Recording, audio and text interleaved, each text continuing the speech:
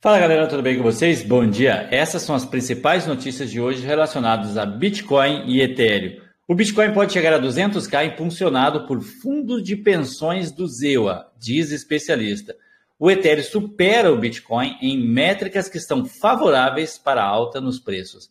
Ainda sobre o Ethereum, a atualização do Ethereum se aproxima e isso pode fazer o token decolar. Também a dificuldade do Bitcoin atinge marco histórico e pode impulsionar os preços ainda mais, explica e afirma um especialista. E fazendo uma análise no gráfico semanal do Bitcoin, podemos ver quais serão os principais pontos de resistências ao comparar com o mesmo período no halving passado. Esses são os principais tópicos da abertura de mercado de hoje. Se você ainda não é inscrito no canal, por favor, se inscreva no canal, ative o sino de notificação e agora sim, vamos para o vídeo.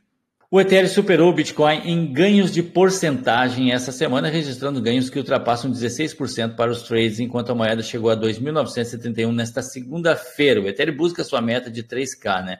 Além disso, ainda o Ethereum, que tem o segundo maior valor de mercado, absorveu um aumento no seu interesse aberto de 5% nesta segunda-feira. Essas duas métricas-chave sinalizam um movimento de valorização para o Ethereum, que inclusive pode superar seu valor histórico no par BTC. A atualização do Ethereum se aproxima e o Ethereum pode decolar.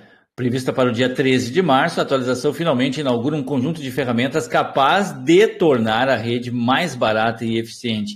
A implementação mudará a maneira como os dados são verificados, substituindo a necessidade de verificar grandes volumes de informações nos halls do Ethereum, por uma abordagem que mostra e verifica apenas pequenas partes desses dados.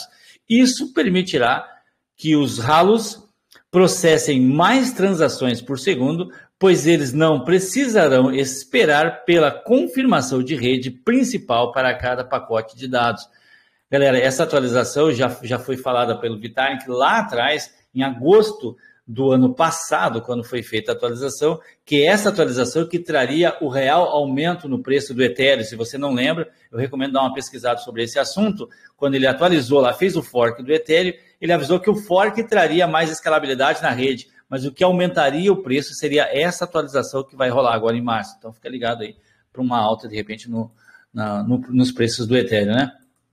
A dificuldade de minerar Bitcoin atinge marco histórico. A Coinbase prevê o apoio ao preço do Bitcoin. De acordo com o The Block, analista da Coinbase, prevêem que a dinâmica de preços do BTC será apoiada pelos próximos meses, à medida que os ETFs do Bitcoin à vista são a nova realidade para os investidores. O Bitcoin pode chegar a 200k impulsionado por fundos de pensões, diz analista. O especialista em criptomoeda Jack Kendrick, chefe de pesquisas de criptomoedas do Banco Standard, fez uma projeção ousada ao preço do BTC. Poderia quadriplicar até 2025. Segundo o Kendrick, essa previsão pode se concretizar com o apoio dos fundos de pensões de aposentadoria, aquilo que a gente já falou na notícia anterior. Olha que bacana aqui, galera. O mercado 401k, assim como as pensões, estão entrando no Bitcoin no ZEWA, afirmou o Kendrick.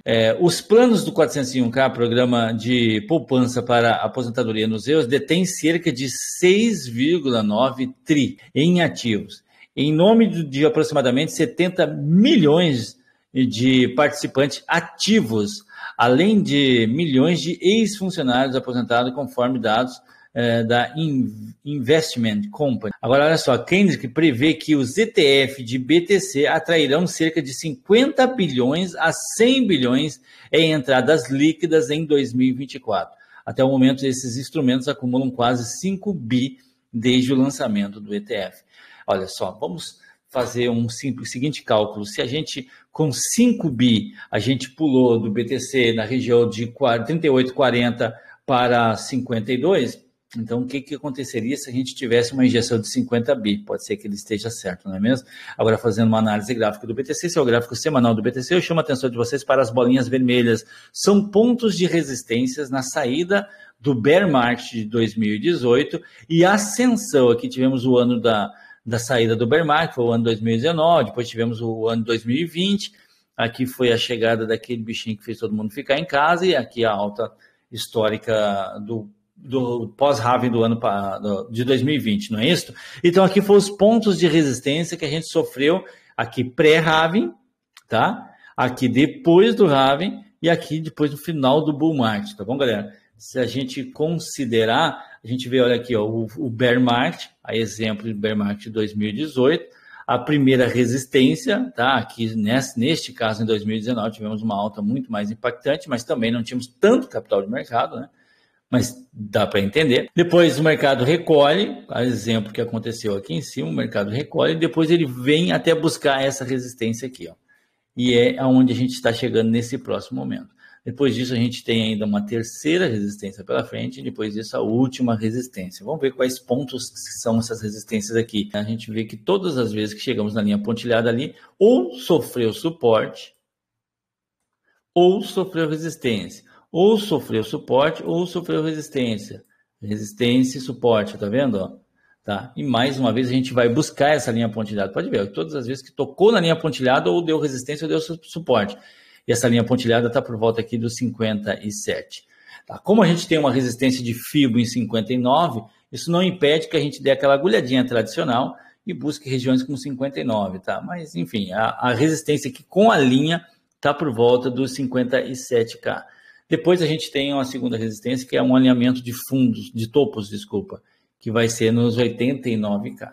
E depois disso, galera, lá em cima, gente, tá? E aí a gente estaria falando de final do bull market. Aquela etiqueta que eu coloquei lá em cima está posicionada até abril desse ano. Óbvio que o BTC não vai chegar na sua máxima histórica em abril desse ano. Esse bull market aí vai terminar lá no ano que vem, na meados do ano que vem. E aí a gente poderia ver o BTC, a gente olhando a data lá embaixo, a gente vai terminar esse próximo bull market no meados do ano que vem, finalzinho lá de maio. Se a gente for de acordo com as vezes anteriores que a gente buscou essa resistência, a gente estaria falando do BTC em 250K. Eu tenho uma análise que leva o BTC para 167 e 267K. Pode ser. 250K me parece algo bem plausível, né? E bem interessante também. Vamos ver como é que vai se desenrolar esse processo. Então é isso. Obrigado pela sua atenção. Compartilhe o vídeo com seus colegas e esteja inscrito para o próximo vídeo que rola amanhã. Tchau, tchau.